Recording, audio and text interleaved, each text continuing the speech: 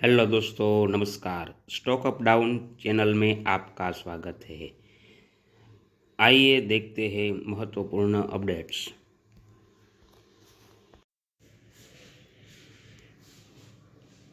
Food delivery company Zomato यानी कि eternal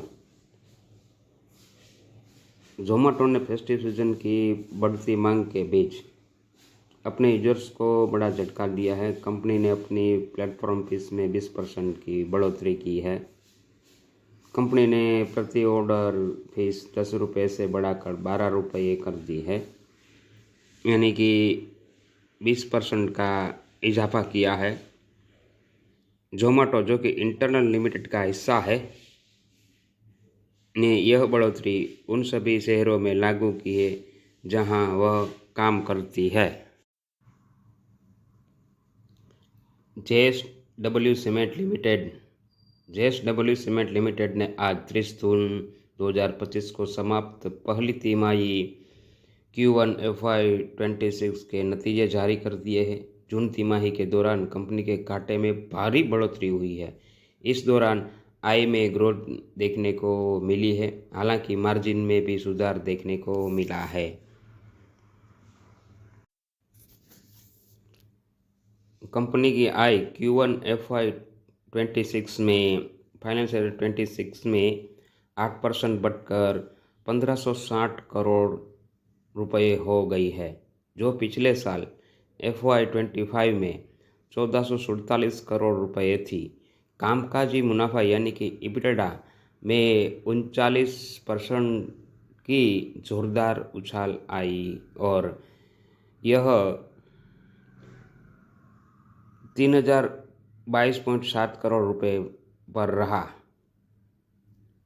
20.7% रुपये रहा। मार्जिन 20.7% रही, जो कि पिछले कारोबारी साल की समाप्त तिमाही में 13.8% पर रही।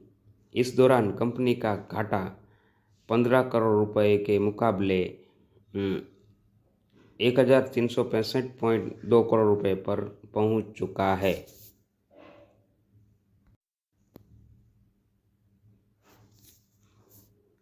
Yes bank.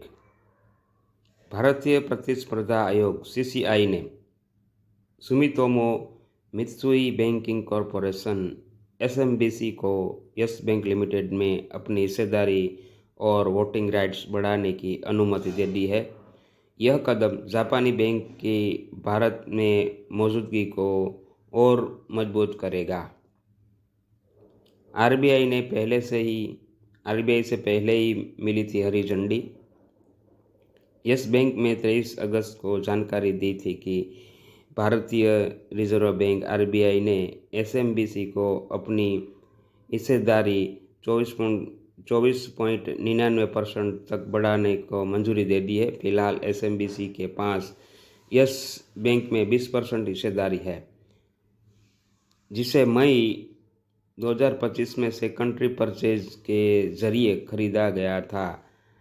इसमें SBI से 13.19% और 7 अन्य घरेलू बैंकों से 6.81% हिस्सेदारी शामिल थी।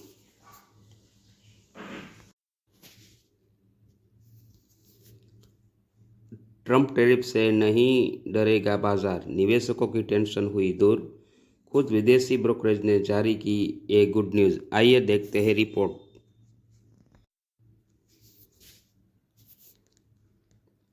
HSBC ग्लोबल इन्वेस्टमेंट ने रिपोर्ट जारी की है। वैश्विक चुनौतियों के बाद भी भारत का इक्विटी मार्केट मजबूत रहेगा। इसकी वजह घरेलू निवेशकों की अधिक भागीदारी और अमेरिकी टैरिफ का न्यूनतम प्रभाव होना है। यह जानकारी मंगलवार को जारी एक रिपोर्ट में दी गई। HSBC ग्लोबल इन्वेस्टमेंट रिसर्च की रिपोर्ट में भारत के प्रति न्यूट्रल रुख जारी रखा गया है। हालांकि इसमें यह भी कहा गया है कि भारतीय बाजारों के लिए 9 में से 5 रिस्क फैक्टर्स में सुधार हो रहा है।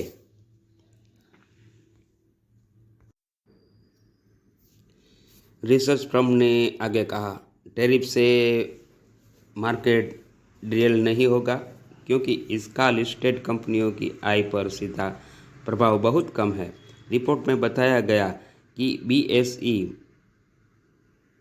500 कंपनियों में से 4% से भी कम कंपनियां अमेरिकी निर्यात पर निर्भर है। वहीं फार्मास्यूटिकल क्षेत्र को टैरिफ से छूट दी गई है, जिससे आय जोखिम कम हो गया है।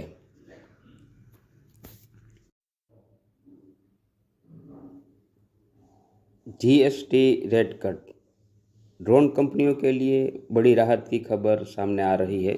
GST काउंसिल की 3 से 4 सितंबर को होने वाली बैठक में ड्रोन पर GST को 18% से घटाकर 5% करने का फैसला ले सकती है।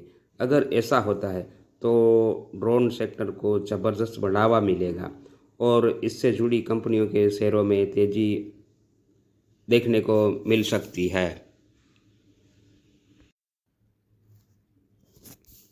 ड्रोन सेक्टर से जुड़ी कंपनियों के बारे में बात करें तो ये है ड्रोन सेक्टर से सबसे अधिक मार्केट कैप वाले stocks. Idea Force Technology, Zen Technology, Paras defence and space technology, Hindustan Aeronautics HAL, Bharat Electronics BEL। Video देखने के लिए धन्यवाद। दोस्तों, चैनल में नए आए हो तो चैनल को सब्सक्राइब कर लीजिए। सब्सक्राइब बटन को भी दबा दीजिए ताकि आपको महत्वपूर्ण अपडेट तुरंत मिलते रहे।